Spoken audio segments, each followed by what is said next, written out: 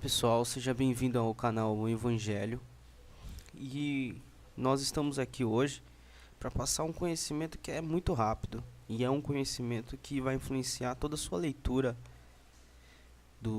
tanto do Novo Testamento quanto da Torá e do Tanar, que é o pecado.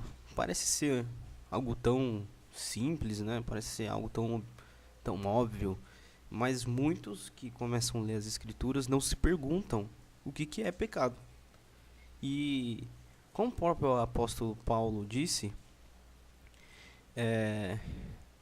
as bases da doutrina que lhe é ensinada é aquilo que vai formar a casa. E se a base não condiz com a verdade, vindo a aprovação, ela vai ser queimada e destruída. Então, aprender o que é pecado, aprender o que é fé, aprender, né, e esses conceitos que eu ando passando aqui no canal, eu estou na verdade montando a sua base, para que daqui você possa construir por si mesmo a sua fundação e construir reto, não torto, né? Então, essa imagem que vocês estão vendo aí é que eu postei lá na página, né, faz pouquíssimo tempo. E tá escrito, né? Você já se perguntou o que é pecado? Parece uma pergunta muito idiota, né? Mas a maioria das pessoas, eu tenho certeza que nunca se perguntaram o que é isso. Na minha vida, quando eu era cristão, desde o neopentecostal até a parte que eu me tornei reformado, eu nunca tinha me perguntado o que é pecado. Então vamos lá? A aula de hoje será bem rápida, mas eu tenho certeza que o conhecimento é extraordinário que eu vou passar. Que o Eterno nos abençoe, na verdade. Então, eu tô aqui com 1 João 3 na Almeida corrigida, revisada e fiel, para que pegar uma passagem do NT, né? Já que a maioria dos cristãos usam o NT, então vamos começar pelo NT. E aqui está escrito: qualquer um que comete pecado também comete iniquidade, porque o pecado é iniquidade. Bom, o contexto não interessa. O que interessa no momento é o que o João está querendo dizer, que o pecado é a iniquidade. Cometer pecado é ser iníquo. Então, o que está escrito aqui? O que será? Porque nós estamos olhando aqui no português. Então vamos ver o grego. Aqui tá. Tananã, tananã, pratica o que é pecado, e o pecado é a iniquidade. E qual é a palavra usada para iniquidade ali para João? Aqui está a palavra, anômia, certo? É uma palavra grega que vem de anomos, e o significado dela é muito interessante, porque essa palavra vocês verão que ela está relacionada ao contexto do NT e aos contextos mais importantes que vocês possam imaginar. Um exemplo é esse aqui, certo? Aqui é o próprio Yeshua falando, né? E ele diz aqui vamos considerar o contexto para que vocês entendam a importância.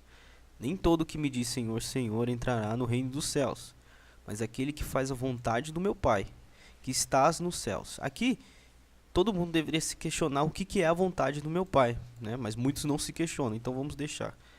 Muitos me dirão naquele dia, Senhor, Senhor, não profetizamos em teu nome? Algumas traduções tá pregações inspiradas, mas essa Almeida traz profetizamos. E continua: em teu nome não expulsamos demônios? Em teu nome não fizemos muitas maravilhas? Ou a melhor tradução, milagres, né? Aqui você começa a entender algumas coisas, não é verdade? Quem faz isso hoje, né? Então lhes direi abertamente: nunca vos conheci, apartai-vos de mim, vós que praticai a iniquidade. Mais uma vez, a Almeida traz para nós essa palavra iniquidade, da mesma iniquidade que traz aqui. E eu vou provar para você que é a mesma iniquidade que o próprio Yeshua está falando aqui. Iniquidade, anomia. Então, essa palavra anomia, usada tanto em 1 João como em Mateus 7, é uma palavra muito importante, né, para entender o que Yeshua realmente quer dizer, né? Porque iniquidade fica muito vago. Se a gente pegar o significado de iniquidade aqui no português, que eu não fiz isso, mas vamos fazer isso agora. Vamos ver. Iniquidade. iniquidade. Aí vai trazer aqui. Caráter daquilo que é iníquo, que é contrário à equidade, seria o que? Equilíbrio de uma lei. Ação ou uma coisa contrária à moral e à religião. Então fica muito vago, certo? Iniquidade em português foi a palavra que eles usaram para transliterar. Agora vamos ver, segundo o dicionário, o que quer dizer a palavra anomia? Vamos lá. Anomia. Tá aqui, e é aquele mesmo dicionário que eu usei, tá aqui, dicionário bíblico, Strong's, Lexio, hebraico, aramaico, grego e etc, tá? Qual é a primeira condição? Condição daquele que não cumpre a lei. 1A, porque não conhece a lei, porque transgride a lei, desprezo e violação da lei, iniquidade, maldade. E aqui tem a palavra original, anomos, que quer dizer destituído da lei mosaica, em referência aos gentios, que se desvia da lei, que desrespeita a lei, ilegal, malvado. Ou anomos, aqui ainda tem mais definição, sem lei, sem conhecimento da lei, pecar em ignorância da lei mosaica, viver ignorando a lei e a disciplina. Ora, que coisa, não? Que nem diria o Chaves. Então, pecado é a transgressão da lei? Vamos ver aqui. Pecado, segundo o próprio João e o próprio Yeshua, é a transgressão da lei. Então, vamos colocar aqui nessa versão o livro, que é uma versão mais legal para a gente ler. Aí, olha só o contexto. Agora vamos considerar o contexto. Presta atenção. Sim, queridos amigos, agora somos filhos do Eterno, mas ainda não nos foi revelado como havemos de ser mais tarde. Mas isto em todo o caso que sabemos que, quando ele vier, seremos semelhantes a ele. Semelhantes a ele. Será que Yeshua pecou? Yeshua nunca pecou. Portanto, Yeshua nunca transgrediu a lei. Nunca. Porque veremos tal como é. Aí diz aqui, todo aquele que tem esta esperança procura permanecer puro. E o que é permanecer puro? Tal como Cristo é puro. Então, se pecado é transgressão da lei, e Cristo nunca transgrediu a lei, e se Cristo é puro, ser puro é não transgredir a lei. Você concorda comigo? Se você não concorda, pelo menos João concorda, porque ele diz aqui, quem peca, desobedece a lei, porque todo pecado é uma violação da lei de Deus, ou lei, ou Torá, seja como você quiser chamar. Ele está se referindo ao Pentateuco, como os cristãos chamam, né? É aquela violação daqueles mandamentos, certo? Os 10, mais aquelas atribuições morais, né? E todo aquele contexto. Ele diz assim, vocês bem sabem que ele se manifestou e sem pecado, a fim de tirar os nossos. Assim, se permanecemos em Cristo, não pecaremos.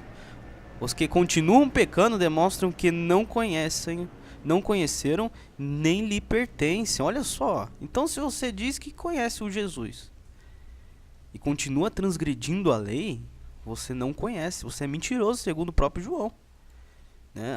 O tal fardo pesado que a igreja protestante diz, né? Vamos ver aqui na tradução NVI. Ele continua aqui, ó. Todo aquele que pratica o pecado transgride a lei. Aqui está mais claro ainda. De fato, o pecado é a transgressão da lei. Vocês sabem que ele se manifestou para tirar nossos pecados, e nele não há pecado. Todo aquele que nele permanece não está no pecado. Todo aquele que está no pecado não viu nem o conheceu. Então, segundo o próprio João, se você diz que conheceu o Filho do Eterno, que é Yeshua, e você continua transgredindo a lei dele, né, e transgredir a lei do Eterno, do Pai, né, aí você começa a entender. Quando Yeshua mesmo diz aqui, mas é aquele que faz a vontade de meu Pai. E essa vontade do Pai dele está onde? Está na Torá. Os mandamentos são as vontades do Eterno. E não sou eu que estou dizendo, tá?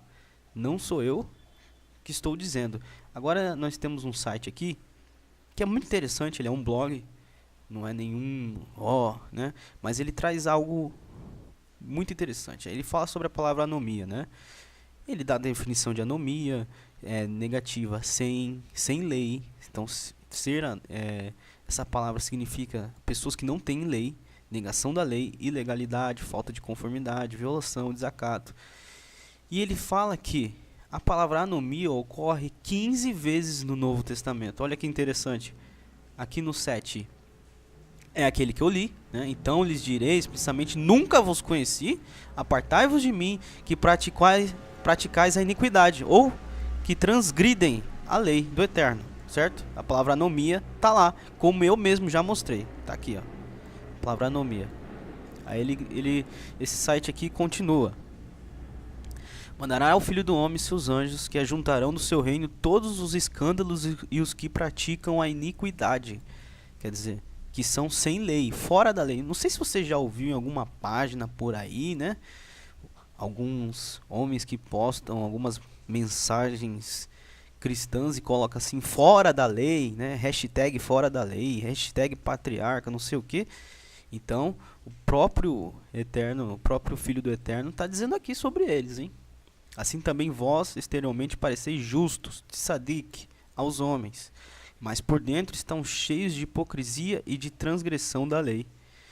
Olha só, hein? E por se multiplicar a transgressão da lei, o amor se esfriará de quase todos. Então esses versos são latentes, e eu gostaria que vocês dessem uma olhada em todos eles. Certo? Tá aí aparecendo na tela, você pode pausar o vídeo e ler verso por verso. Aí você entende o que está escrito aqui, né? Algo está errado. Depois que você aprende que pecado é transgredir a lei, então alguma coisa não está batendo aí. A igreja fala que o Jesus veio abolir a lei, né? Então alguma coisa está errada. Se o Jesus abolir a lei, então ninguém mais peca. Ninguém no mundo inteiro não peca mais, né? Se torna santo. Mas o próprio João falou que se você diz que conhece o Filho do Homem, mas continua pecando, você não conhece, é mentira. Olha aqui, para não dizer que eu inventei. Todo aquele que nele permanece não está no pecado, não está transgredindo a lei. Todo aquele que está no pecado, transgredindo a lei, não viu nem o conheceu. Aquele que pratica a transgressão da lei é do diabo, porque o diabo vem transgredindo desde o início. Para isso, o Filho do Eterno se manifestou para destruir as obras do diabo. Aí aqui diz: todo aquele que é nascido de Deus não pratica o pecado. Não tem essa história: ai, eu aceitei o Jesus e agora, né, os meus pecados são apagados, então posso ficar transgredindo à vontade. Não, isso não existe, tá? Não existe. E agora você entende o que o Mashiach quis dizer aqui. Não julguem erradamente a razão da minha vinda. Não vim para acabar com as leis de Moisés, ou com os avisos dos profetas. Vim antes para cumprir e realizar. Digo-vos que nenhuma letra ou acento das Escrituras desaparecerá até que o céu e a terra acabem. Quando ele fala isso, gente, ele está falando até dos detalhes. Não sei se vocês sabem, mas vou colocar aqui. Vou escrever aqui Torá, que é mais fácil.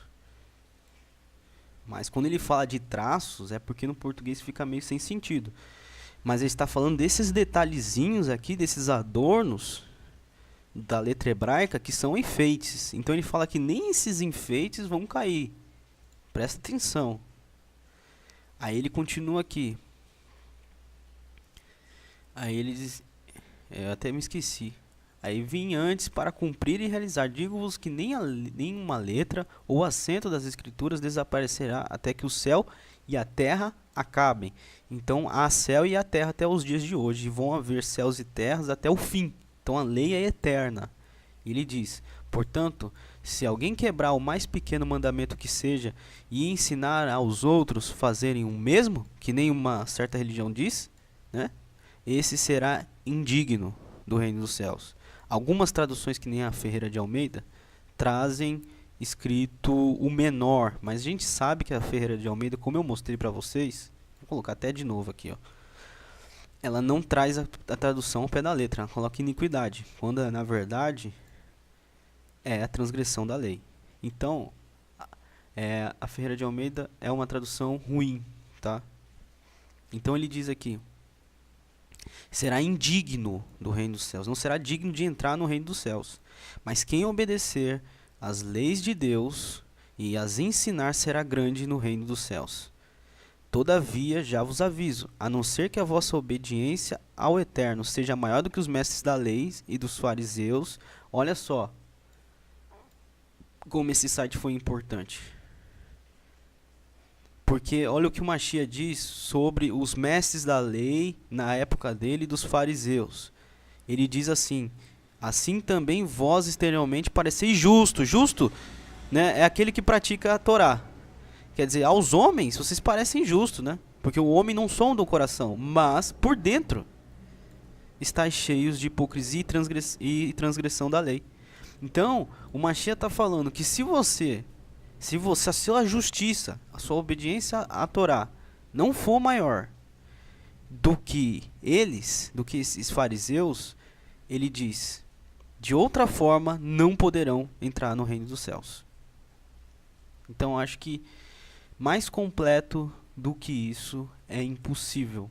Então todas as vezes agora que te perguntarem o que é pecado, você já sabe a definição correta. Pecado é transgressão da lei.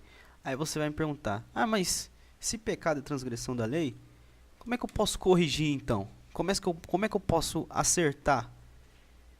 Cumprindo a lei. E você vai ver isso aonde? Nos Salmos. Olha só o que Davi fala: bem-aventurados os retos em seus caminhos, que andam na lei do Senhor. Os retos, os justos.